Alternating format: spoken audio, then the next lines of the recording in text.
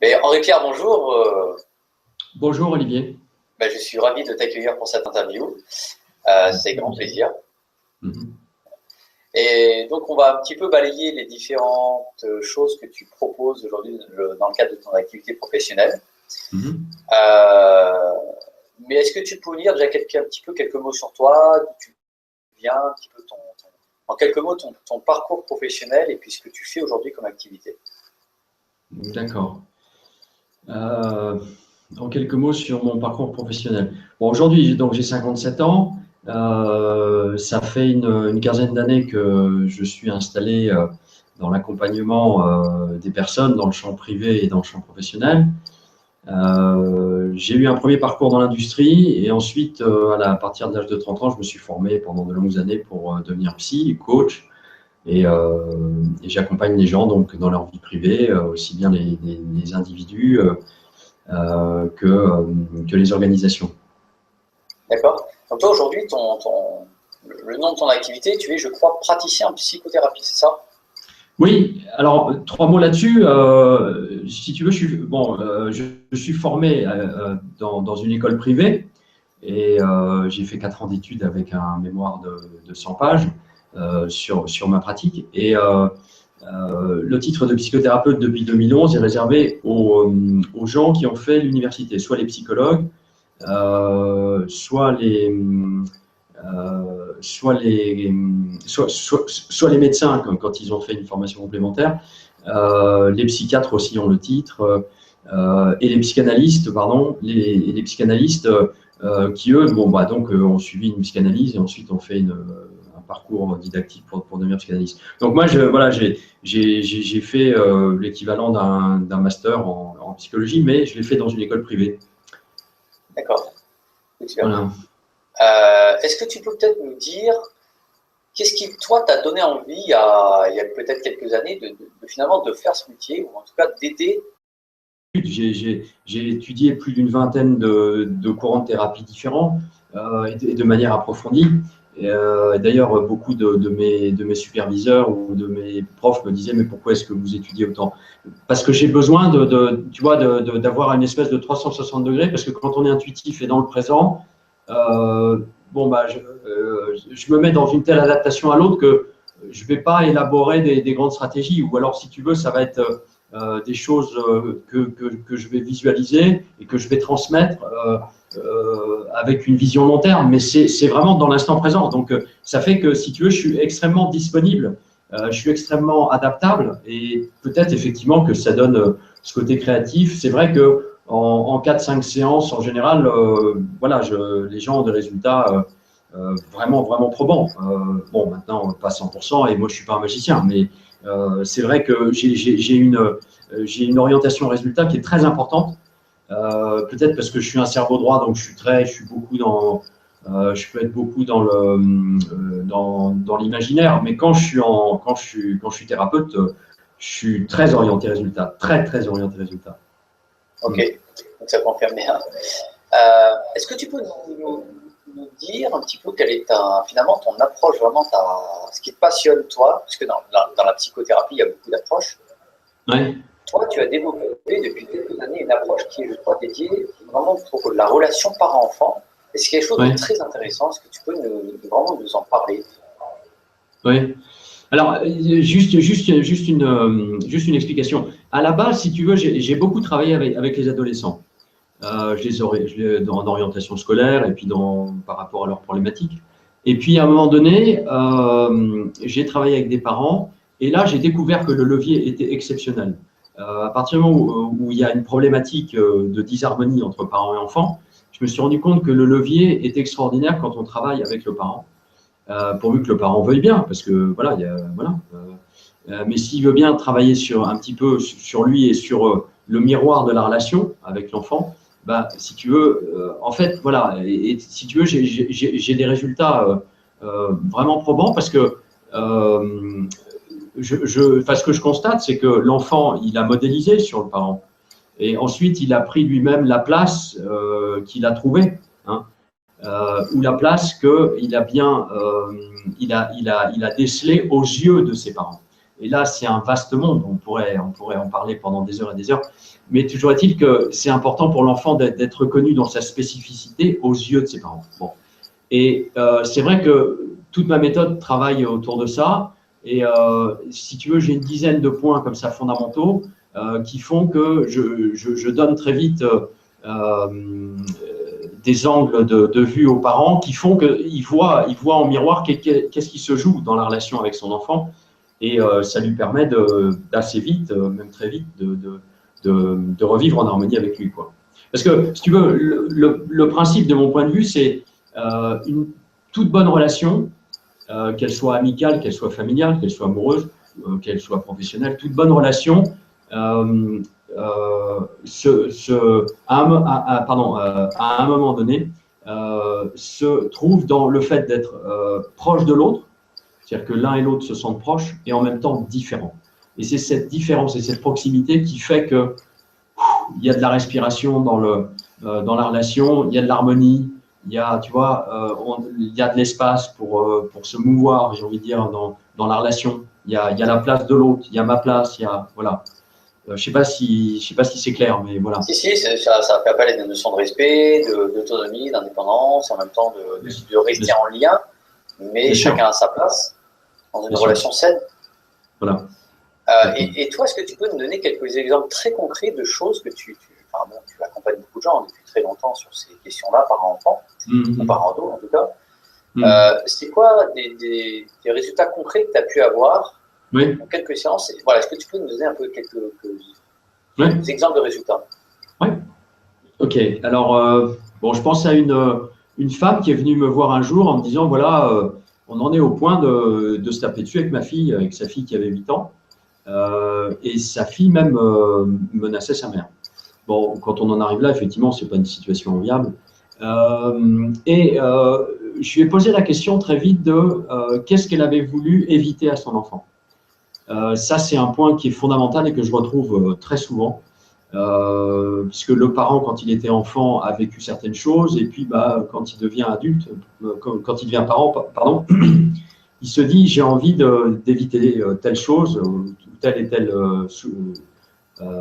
telle ou telle situation que j'ai vécue moi.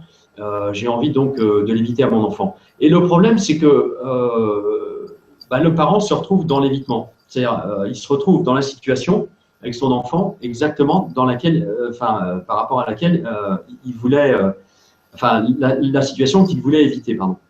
Et quand le parent prend conscience de ça, c'est super parce que quand on est dans un évitement, on est toujours en train d'essayer d'éviter quelque chose. Par exemple, cette mère, par exemple, cette mère de famille me disait, moi je veux éviter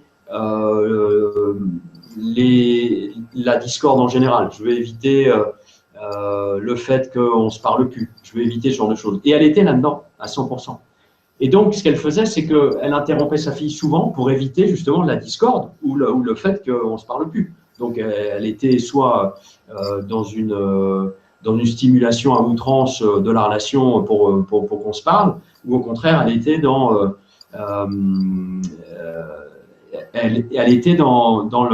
la prévention du conflit. Mais quand tu es dans la prévention du conflit, tu te retrouves dans le conflit. Enfin, intellectuellement, il faut que tu sois dans le conflit pour le prévenir. Donc, quand elle a pris conscience de ça, elle s'est dit, après tout, mais c'est vrai, qu'est-ce que je veux? Je veux de l'harmonie, je veux qu'on puisse se parler tout en laissant des espaces, avec des silences, et que l'autre m'interrompt s'il a envie ou pas. Mais en tous les cas, moi, je vais finir ce que j'ai à dire tranquillement. Je n'ai pas besoin de me presser pour le dire, etc. Et 2 séances après, je me suis pincé parce que je me suis demandé si je rêvais. La mère, alors comme c'était en présentiel, à la 3e séance, la fille s'est mise sur les genoux de sa mère et c'était presque idyllique, quoi. Donc voilà, si tu veux, j'ai des points j'ai des angles de vue comme ça qui permettent des leviers très importants. D'accord, donc ce que tu dis, c'est que le fait au lieu d'être dans l'évitement, si on est dans la proposition de ce qu'on aimerait, si je comprends bien, c'est plutôt ça qui est positif et en tout cas qui amène des résultats. Voilà, exactement. L'idée, c'est de voir qu'est-ce qu'on veut finalement. On veut par exemple vivre en harmonie, ok. Et naturellement, on va se mettre en harmonie. Tu vois ce que je veux dire? Si je veux vivre en harmonie, bah, il faut que je sois harmonieux. Si je veux éviter le conflit, bah, je vais être, tu vois, je vais regarder, machin. Par contre, si je veux vivre dans l'harmonie, bah, je vais me mettre dans l'harmonie d'abord. Donc, c'est un cercle vertueux. Et si tu veux, quand les gens font le listing de ce qu'ils veulent, bah, je leur dis, mettez à côté, naturellement, qu'est-ce qui va avec? Est-ce que mettez des attitudes qui correspondent à ça? L'harmonie, bah, mettez-vous vous-même dans un sentiment intérieur d'harmonie. Vous voulez de la communication, bah, vous-même, montrez-vous ouvert à la communication. Vous voulez de la gentillesse, bah, vous allez vous-même vous mettre dans une attitude de gentillesse, etc. Ouais, donc là où c'est intéressant, c'est que non seulement tu fais appel à des notions très concrètes par le corporel, le ressenti, l'attitude, la posture, etc. Et on n'est pas que dans le mental, j'allais dire, pur et simple. On va plus loin, on passe par le corps à un moment donné, on passe par la relation, on passe par l'exercice pratique. Et c'est aussi une forme d'autonomie, finalement, tu dis, de responsabilité. C'est-à-dire que la personne va plutôt d'attendre de l'autre. Eh ben, mets-toi déjà toi pour commencer dans une attitude, je sais pas, d'harmonie, d'apaisement, de communication, on va voir l'autre, etc. Ou détends-toi si tu te sens trop en tension, etc. Du coup, l'autre va s'adapter et la situation globale va s'apaiser. C'est un peu ça l'idée. Oui, c'est ça l'idée, si tu veux. Mais ce qui se passe, c'est que ça, ce serait, si je me cantonnais à ça, ce serait des accompagnements de coaching pur. Mais il se trouve qu'avant ça, je fais l'état des lieux avec les gens, avec les parents. Et donc, je les mets en miroir, qu'est-ce qui s'est passé? Tu vois, quelle a été la problématique? Par exemple, cette maman, c'était, je veux absolument éviter le conflit. Donc, mais si on n'avait pas évoqué ça, partir en coaching pur en disant, bah, vous voulez de l'harmonie, donc mettez-vous dans un sentiment d'harmonie, ok, mais elle serait revenue, si tu veux, dans son ancien schéma, parce qu'on est tous pareils, sur soi-même, on a des zones aveugles. Donc je fais cet état des lieux, et après, je les mets effectivement enfin, je leur propose de prendre des attitudes simples, qui sont teintés de ce qu'ils veulent réellement dans la relation avec leurs enfants. D'accord. Est-ce que tu pourrais peut-être nous donner, je sais pas, un autre exemple sur un exemple peut-être un peu différent de ce que tu viens de donner pour vraiment que les gens aient bien conscience d'avoir un autre exemple concret, qu'ils puissent vraiment se représenter ce que ça signifie en fait ton approche. Ouais. J'avais une femme l'autre jour qui m'a… Donc, on a fait une séance par Skype et au bout d'une heure et demie, elle était vraiment aux anges. Elle était vraiment dans une immense difficulté avec son enfant qui ne voulait plus lui parler, qui avait des soucis d'ailleurs avec la justice. Bon, et elle était en grande difficulté avec lui. Et puis, en cheminant au fur et à mesure de la séance, j'ai vraiment senti qu'il y avait une symbiose extrême entre elle et lui, quoi. C'est-à-dire que je pense que l'enfant était dans une forme d'étouffement avec sa mère, mais encore une fois, la mère n'était pas du tout dans une mauvaise intention, pas du tout, absolument pas. Elle était très nourricière, mais beaucoup trop, et l'enfant était complètement étouffé. Bon, à côté de ça, ce qu'il faut voir, c'est que dans son paraverbal, encore une fois, je reviens à ce que je disais tout à l'heure, dans son paraverbal, elle s'exprimait de manière assez combinatoire. Je veux dire par là, elle ne donnait pas des ordres, mais tu vois, fallait comprendre qu'elle disait un mot gentil, quoi, parce que sur le plan du paraverbal, c'était plutôt… c'était assez direct et plutôt dur, plutôt que doux et gentil, tu vois. Bon, en termes d'intonation de voix. Par contre, elle était évidemment adorable avec son fils. Par contre, lui, bah, ce qu'il entendait depuis des années, c'est ce ton un peu combinatoire. Donc, c'est-à-dire que c'est comme si sa mère lui donnait des ordres. Donc, lui, il était vite étouffé et elle ne comprenait pas. Et quand elle a compris ce mécanisme-là, c'est-à-dire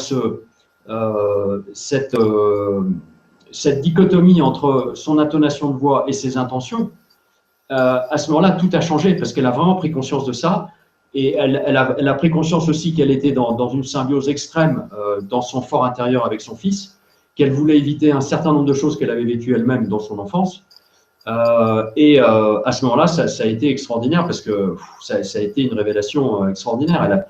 Elle s'est rendue compte de ce qui se passait dans la relation et surtout, naturellement, presque d'elle-même, elle a senti, elle a vu comment elle allait aborder la prochaine entrevue avec son fils parce qu'elle était complètement bloquée, elle ne savait pas, lui, il ne parlait plus, enfin, c'était absolument terrible. Il la menaçait même, donc tu vois, c'était pas drôle. Du coup, elle s'est mise dans une ouverture totale parce qu'elle s'est rendue compte que, encore une fois, le levier parental est extraordinaire parce que quand le parent se rend compte de ce qui s'est passé et de ce qu'il a imprimé à son enfant, malgré lui, encore une fois, parce que des parents réellement, je veux dire, pervers, il y en a très peu, fort heureusement. Hein, bon. Donc, il suffit bien souvent que le parent se rende compte de ce qui s'est passé dans son fort intérieur à lui, ce qu'il a projeté sur l'enfant, ce qu'il a voulu lui éviter, et ensuite qu'il prenne conscience de sa toile de fond. C'est-à-dire la toile de fond, c'est au niveau de l'oreille, au niveau de son paraverbal, comment il parle à son enfant. Si tu vois, si avec les meilleures intentions du monde, je parle à mon enfant en lui disant t'es un cochon, t'es horrible et tout ça, mais que je lui dis ça gentiment, lui, il va grandir super bien. Si je lui dis je t'aime, etc., mais sur un ton extrêmement dur, par contre, il va mal grandir, alors que je vais lui dire des mots d'amour. Donc, tu vois, voilà, bon, ça, c'est un des leviers parmi d'autres, mais c'est comme ça que je travaille. C'est des choses simples avec des implications extrêmement fortes et qui permettent des changements rapides et profonds. C'est ça que je trouve intéressant dans ton approche, et c'est ce que te disent aussi beaucoup tes clients, c'est qu'en quelques séances, ils ont des résultats, parce que, tu as une approche finalement, alors, tu as beaucoup d'outils, tu en évoques quelques-uns, bien sûr, tu en as beaucoup d'autres dans ta besace, mais oui. Finalement, c'est des outils, comment dire, ta méthode finalement est assez simple à mettre en pratique. Hein. Après, oui. Ça prend des années d'expertise, évidemment, hein, et c'est toute une vie d'expérience. Et derrière, tu as des résultats très rapides par rapport à beaucoup de pratiques où souvent on ressasse les problèmes, on en parle, on décortique tout de A à Z pendant des heures, on essaie de savoir qui est à l'origine de quoi, qui est la faute. En fait, toi, pas du tout. Toi, tu dis, OK, voilà, c'est quoi la situation de départ? Ensuite, c'est quoi le besoin? C'est quoi le ressenti de chacun? On met en miroir, on fait parler on fait prendre en conscience la personne de ce qu'elle fait, de ce qu'elle vit, de son comportement, de ses attitudes, malgré elle, malgré ses bonnes intentions. Et finalement, les choses changent d'un coup. Et c'est ça qui est extraordinaire. Oui, c'est vrai. Je peux te donner un autre exemple. Bien sûr, bien sûr. Bah, je pense à une dame, j'ai un souvenir extraordinaire. C'était une dame de 82 ans, donc tu vois, et elle vient me voir. Bon, elle était en thérapie depuis 20 ans. Bon, bref. Et en quelques séances, elle s'est rendue compte de la problématique dans laquelle elle était avec son fils depuis très longtemps. Voilà, il n'y avait pas de communication, c'était très dur, elle ne comprenait pas. Et puis en parlant, etc., on a fait un peu le point et on s'est rendu compte que quand elle est tombée enceinte, c'était juste avant son mariage. Et à cette époque-là, pour elle et dans son milieu, ce n'était pas possible de se marier enceinte, voilà, pour une femme. Donc, elle a dû cacher sa grossesse. Et si tu veux, elle s'est mise, tu vois, dans cette empreinte-là, j'ai envie de dire, de cacher un peu, tu vois, sa maternité et tout ça. Et elle avait gardé cette espèce de distance avec son fils. Et quand elle a pris conscience de ça, ça a été à une vitesse extraordinaire, quoi. Ça a été une libération. Moi, je m'en rappelle toute ma vie. Je l'ai revue parce qu'en 4-5 séances, je ne me rappelle plus 4 ou 5 séances, ça a été extraordinaire pour elle. Et quand je l'ai revue 6 mois après, on s'est croisés dans la rue. Ça a été comme de vieux amis, mais c'était fabuleux parce qu'elle me disait, ouais, voilà, ma vie a changé, c'est super, mais avec des choses simples, encore une fois, tu vois. Bon, enfin, c'est vrai que c'est beaucoup d'expérience mais je passe par des choses simples et des mots simples je ne vais pas chercher des grandes théories. Même si moi-même j'ai été voir beaucoup de choses de ce côté-là, mais voilà, si tu veux, je serais incapable de faire un discours théorique en séance à quelqu'un. C'est impossible pour moi. C'est hors de mon champ complètement. Enfin voilà, je ne sais pas si cet exemple était. C'est clair en fait. C'est une grande expertise derrière avec une méthode simple et surtout pour la personne qui vit cette expérience avec toi. Du coup, pour elle, c'est léger, c'est simple et ça la met en confiance et il y a des résultats. Oui, c'est ça. Et tu n'as pas besoin de complexifier les choses pour montrer que tu sais et en fait, les choses marchent de manière très simple. C'est ça qui est extraordinaire. Alors du coup, par rapport à ça, tu vas peut-être pouvoir nous en parler. Tu as développé finalement une méthode, un programme. Vraiment, hein, ça c'est ta création un petit peu, c'est un petit peu ton bébé à toi. Je crois que ça s'appelle la magie du partage. C'est un nom déjà qui est très joli. Est-ce que tu peux nous en dire un peu plus ce que c'est, qui ça concerne, voilà. Tu peux faire un peu le tour du programme. Oui. Alors, la magie du partage, c'est une méthode que j'ai mis au point au fur et à mesure de mon expérience de psy, d'accompagnement des parents. Mais, si tu veux, le petit clin d'œil, c'est que, de toi à moi, je l'ai développé d'abord sur moi-même en tant que père. J'avais une de mes filles qui était malade, tu vois, donc je n'étais pas en bisbise avec elle, hein, mais elle était malade, voilà. Je lui ai dit un beau jour, voilà, je te propose, je vais te raconter ma vie et tu vas m'interrompre autant de fois que tu veux, afin que ce que je dise ait du sens pour toi. Ok, papa, vas-y. Et puis on est parti comme ça. Et il y a eu une guérison. Alors c'est pas un acte de guérison, c'est pas magique, mais ça l'a énormément aidé, je dirais, à aller beaucoup mieux. Et ça m'a donné pas mal d'intuition. Et si tu veux aujourd'hui, donc cet accompagnement, donc je l'ai mis au point depuis au fur et à mesure de ces 10 dernières années. Et si tu veux, voilà, c'est un accompagnement qui se fait de manière très simple sur une ou deux séances, avec des points précis sur lesquels je centre l'attention donc des parents que j'accompagne. Et ça permet vraiment des résultats très rapides, quoi. Il y a notamment ce dont on a parlé tout à l'heure, c'est-à-dire qu'est-ce que le parent a voulu éviter à son enfant. Ça c'est un élément. Bon voilà, il y a une dizaine d'éléments comme ça qui font que, et ça se termine, si tu veux, par un bouquet final qui est, je dis aux gens, voilà, prenez 2 heures de temps avec votre enfant, dites-lui, écoute, je te propose, on va éteindre nos portables, on va se parler, et je vais te raconter ma vie et tu vas m'interrompre.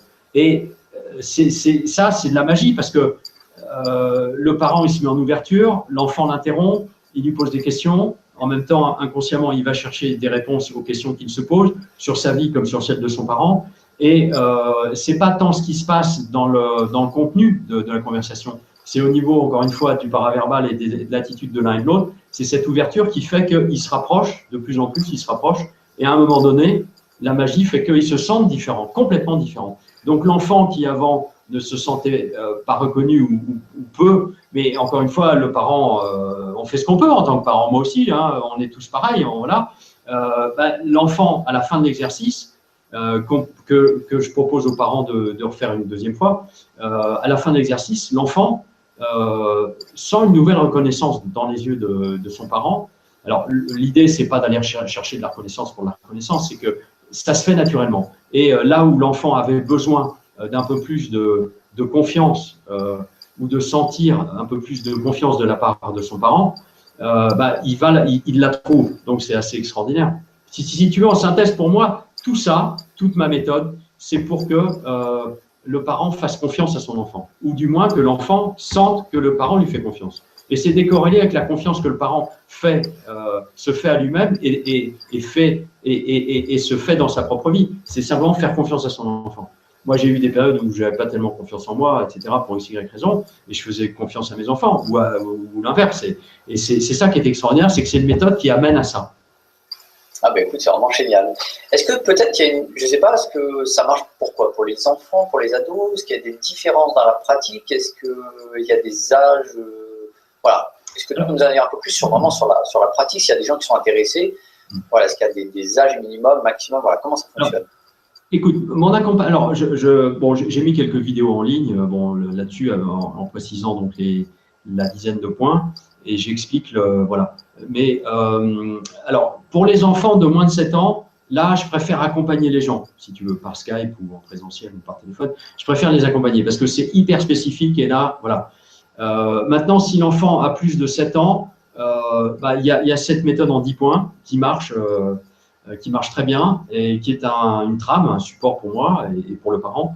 Et ça s'applique aussi bien aux enfants à partir de 7 ans, quand les parents ont des enfants d'au moins 7 ans, mais jusqu'à ce que les enfants aient 20, 30, 40, 50 ans. Moi, je l'ai vu appliquer donc, par des parents qui avaient des enfants de 40 ans. Et ça marche très bien. Donc voilà, je ne sais pas si j'ai répondu à la question. Oui, bien sûr. Non, c'est savoir s'il n'y avait pas des, voilà, des contre-indications, des âges sur lesquels c'était peut-être plus efficace, moins efficace. Est-ce qu'il y a une différence entre les enfants et les adolescents par rapport à ta méthode? Alors, si tu veux, j'ai pas la prétention non plus à avoir la méthode, tu vois, absolue et qui fait une grille de lecture pour toutes les situations. Sinon, il suffirait pas d'une bibliothèque, puis moi, je serais incapable de le. Enfin, je me sens pas. Mais par contre, disons que grâce à ça, si tu veux, je donne des faisceaux d'attention qui font qu'on croise tellement d'aspects cognitifs et émotionnels de la relation que les gens bougent énormément, quoi, et la relation bouge énormément. Que l'enfant soit ado, que l'enfant ait 7-8 ans, que l'enfant ait 20 ans déjà.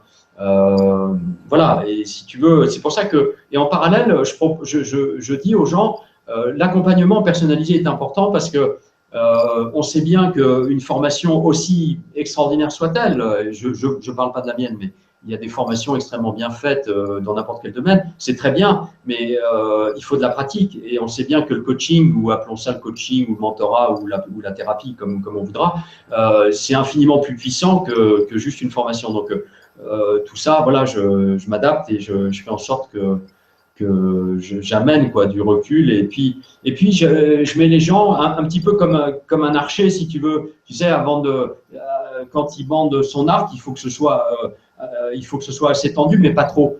Et c'est un peu ce que je fais. Tu vois, je me sens dans cette position-là de mettre les gens en mouvement, mais évidemment, après avoir fait un point, et puis au rythme de l'autre, et puis tout ça dans une douceur, enfin, dans une empathie bienvenue, quoi. Ça, c'est une notion très importante dans la douceur et l'empathie. C'est très de l'efficacité, mais dans la douceur et l'empathie. Ça, je pense que c'est une clé. Oui, parce que beaucoup de thérapeutes sont beaucoup dans l'efficacité. Ils déroulent un processus, mais finalement, est-ce qu'ils sont vraiment dans la douceur et l'empathie? Ça, c'est pas toujours forcément le cas. En tout cas, c'est un de tes points forts. Alors, par rapport à ce programme, du coup, je rebondis là-dessus.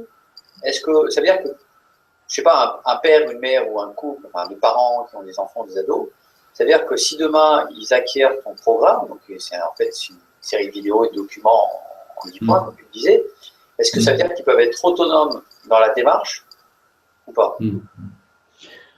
J'ai envie de dire oui et non, très sincèrement. Oui, dans certains cas, mais si tu veux, il n'y aura pas la même profondeur que s'il y a un accompagnement à côté. Voilà, c'est un constat, c'est tout. Donc en fait, c'est quoi? C'est un programme on va dire, de mise en pratique, de démarrage pour avancer. Et à un moment donné, ce qu'il faut, c'est venir se mettre en lien avec toi, que ce soit par téléphone, Skype ou en présentiel, évidemment, c'est encore mieux, pour ensuite vraiment avancer plus en profondeur, c'est ça? Oui, alors le présentiel, c'est pas mieux, hein. Sincèrement, non, le Skype, ça marche très très bien, voire le téléphone aussi, parce que voilà, j'ai cette sensibilité qui fait que à la voix, je sens très bien la personne. C'est un avantage pour les gens qui n'habitent pas forcément à côté de chez toi. Oui, absolument. Exactement. Voilà. On peut t'appeler du Canada, de bout de la France. Ah oui, à quel endroit est situé ton cabinet en France? Alors, non, mais pour aller dans ce sens-là, j'ai même quelqu'un en ce moment qui est à Bali, tu vois, donc ça marche très bien. Donc, Bali, c'est quand même très loin. Voilà. D'accord. Alors, la fin en conclusion. Écoute, je vais dire un truc. J'entendais l'autre jour, comment il s'appelle, un écrivain, comment s'appelle-t-il un écrivain qui a 83 ans. J'ai plus son nom en tête. Et il disait, qu'est-ce qu'on fait sur la Terre, après tout, les uns les autres? Et pourquoi je parle de lui? Parce que c'est quelqu'un de profondément intelligent, profondément voilà, qui a beaucoup réfléchi sur le sens de la vie et qui sur la fin de sa vie dit simplement voilà, je sais toujours pas et on ne le sait pas nous tous. Donc, qu'est-ce qu'il y a de plus important que de vivre en harmonie les uns avec les autres? Je te pose la question. Je crois qu'il n'y a pas de chose plus importante et je pense que la mission de parents, c'est la plus belle des missions. Voilà. Donc, si je peux aider les gens à vivre en harmonie, c'est vraiment beaucoup de bonheur pour moi. Voilà. Mais écoute, je crois que c'est une magnifique conclusion. On va s'arrêter là pour cette interview. Encore un grand merci à toi, Henri-Pierre. Merci à toi. Pour cette parole, pour ce partage vraiment généreux que tu as pu faire à toutes les personnes. contacter Henri Pierre vraiment par les différents moyens qu'on vous a indiqués. C'est vraiment une belle occasion d'avancer dans votre chemin de vie, dans votre vie, dans vos relations, dans votre harmonie. Et puis, écoutez, après, on vous souhaite bon vent. Hein. Voilà, à très bientôt. Olivier, merci beaucoup à toi. Merci. Merci Henri Pierre, belle soirée. À bientôt. Merci.